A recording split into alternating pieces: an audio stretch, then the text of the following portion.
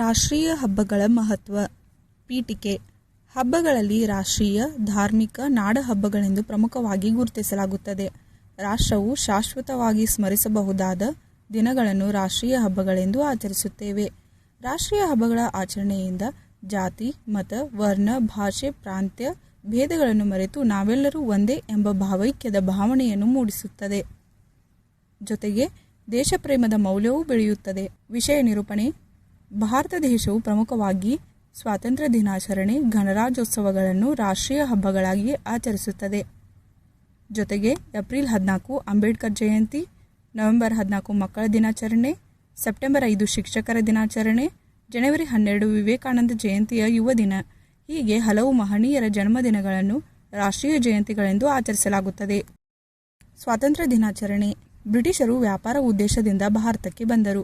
ಭಾರತೀಯ ಅರಸರ ಒಳ ಜಗಳಗಳನ್ನೇ ದುರುಪಯೋಗಪಡಿಸಿಕೊಂಡು ಹಂತ ಹಂತವಾಗಿ ದೇಶದ ಚುಕ್ಕಾಣಿ ಹಿಡಿದು ದಬ್ಬಾಳಿಕೆ ಆಡಳಿತ ನಡೆಸಿದರು. ಮಂದಗಾಮಿ, ತೀವ್ರಗಾಮಿ ಹಂತಗಳಲ್ಲಿ ಭಾರತೀಯರು ಬ್ರಿಟಿಷರ ವಿರುದ್ಧ ಸ್ವಾತಂತ್ರ್ಯ ಹೋರಾಟ ನಡೆಸಿದರು. ಇದರ ಫಲವಾಗಿ 1947 ಆಗಸ್ಟ್ 15ರಂದು ಭಾರತ ಸ್ವತಂತ್ರ ಗಳಿಸಿತು. ಇದರ ಸ್ಮರಣಾರ್ಥ ಪ್ರತಿ ವರ್ಷ ಆಗಸ್ಟ್ 15ರಂದು ಧ್ವಜಾರೋಹಣ ಮಾಡಿ ಪ್ರಭಾತ ಪೇರಿ ನಡೆಸಿ ವಿವಿಧ ಕಾರ್ಯಕ್ರಮಗಳ ಮೂಲಕ ಸಂಭ್ರಮ ಪಡಲಾಗುತ್ತದೆ. ಸ್ವಾತಂತ್ರ್ಯಕ್ಕಾಗಿ ದುಡಿದವರನ್ನು, ಮಡಿದವರನ್ನು ಸ್ಮರಿಸಲಾಗುತ್ತದೆ. ವಿವಿಧ ಹೊಸ ಯೋಜನೆ ಜಾರಿಗೊಳ್ಳುತ್ತವೆ. ಗಣರಾಜ್ಯೋತ್ಸವ. ಭಾರತವು ಸ್ವಾತಂತ್ರ್ಯ ಪಡೆದ ಮೇಲೆ ನಮ್ಮದೇ ಸಂವಿಧಾನ ರಚಿಸಬೇಕಿತ್ತು. ಭಾರತದ ಎಲ್ಲ ಪ್ರಾಂತ್ಯಗಳನ್ನು ಒಗ್ಗೂಡಿಸಬೇಕಿತ್ತು.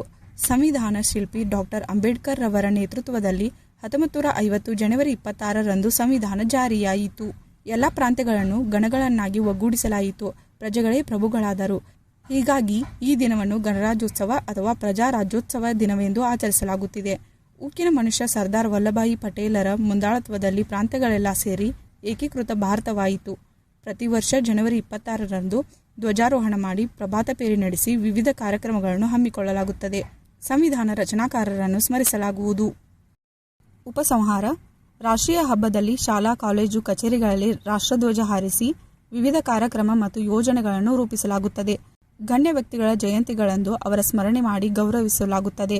ಭಾವೈಕ್ಯ, ದೇಶಭಕ್ತಿ, ಸ್ವಾಭಿಮಾನ, ಹಿರಿಯರ ಗೌರವ ಮುಂತಾದ ಮೌಲ್ಯಗಳನ್ನು ಬಿತ್ತಲು ಈ ಹಬ್ಬಗಳು ಸಹಕಾರಿ. ಈ ಹಬ್ಬಗಳಲ್ಲಿ ನಮ್ಮ ಮನೆಯ ಆಚರಣೆಯಂತೆ ಎಲ್ಲರೂ ಪಾಲ್ಗೊಳ್ಳಬೇಕು. ಮಾತೃಧರ್ಮಗಳನೇಕ, ಮಾತೃಭಾಷೆಗಳನೇಕ, ಆದರೆ ಮಾತೃಭೂಮಿ ಒಂದೇ, ಅದು ಭಾರತ. ಇದಕ್ಕಾಗಿ ದುಡಿಯೋಣ, ಇದಕ್ಕಾಗಿ ಮಡಿಯೋಣ.